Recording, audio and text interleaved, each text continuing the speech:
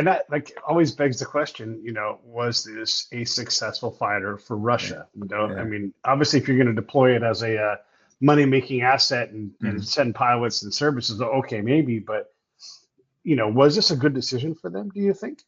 Yeah, I think in a downstream effect it was. I think Okay. that I think that it was the right fighter for where the Soviet air defense doctrine was at the time. Hmm. And then even after the Soviet Union collapsed, it was a good tool for them to maintain the Russian homeland air defense.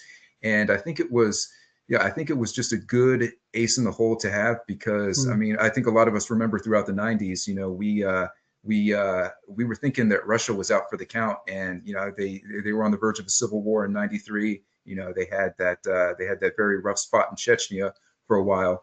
So we're Yeah. thinking, okay, because they're barely hanging on by a thread, it's probably good to at least have something that can defend the homeland airspace. But I think the downstream effect, how it was beneficial for them, was that they were able to get cash sales by pushing it off to a bunch of its export clients, and the export clients, through its continued use and its continued upgrades and services, that they were able to make it economically feasible for Russia, just because they're the ones sending the technicians, and they're the ones Yeah. providing a lot of the technical feedback. And even you even have these super high speed guys like Wagner Group who are sending